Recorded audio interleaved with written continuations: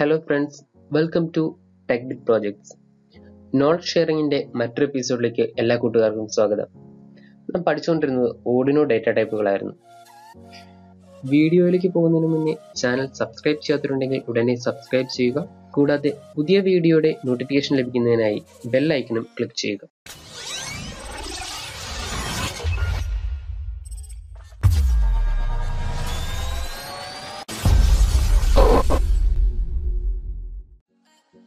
void, boolean, char, unsigned char, byte, int, unsigned int. ഇത്രയും നമ്മൾ കഴിഞ്ഞ വീഡിയോകൾ പഠിച്ചിരുന്നു. ഇനി നമ്മൾ പഠിക്കാൻ പോകുന്നത് വേർഡ് ഡാറ്റ ടൈപ്പ് എന്താണെന്നാണ്. വേർഡ് ഡാറ്റ ടൈപ്പ് യൂനോ പോലുള്ള അറ്റ്മക ബേസ്ഡ് ഡെവലപ്മെന്റ് ബോർഡുകളിൽ വേർഡ് ഡാറ്റ ടൈപ്പ് യൂസ് ചെയ്യുമ്പോൾ അത് 16 ബിറ്റ് അൺസൈൻഡ് നമ്പർ ആയിരിക്കും സ്റ്റോർ ചെയ്യുന്നത്. അല്ലാത്ത ഡ്യൂ, സീറോ അങ്ങനെയുള്ള ഡെവലപ്മെന്റ് ബോർഡുകളാണെങ്കിൽ അതിൽ 32 ബിറ്റ് ഓഫ് അൺസൈൻഡ് ഡാറ്റ നമുക്ക് സ്റ്റോർ ചെയ്യാം. അൺസൈൻഡ് നമ്പേഴ്സിനെ ആയിരിക്കും ഇവ സ്റ്റോർ ചെയ്യുക. നമ്മൾ പറഞ്ഞു 16 ബിറ്റ് ആണ് ഒക്കുപ്പൈ ചെയ്യുന്നത്. 16 ബിറ്റ് എന്ന് പറയുമ്പോൾ 2 byte of memory.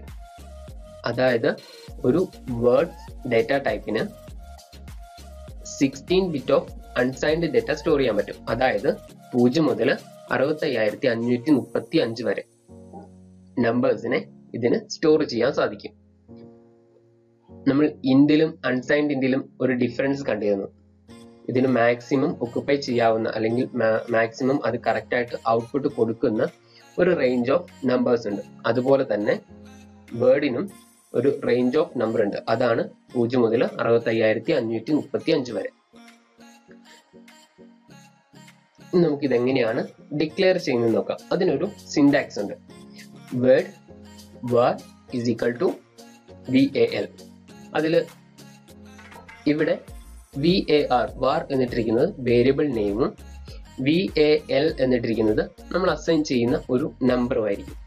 For example word w is equal to 240.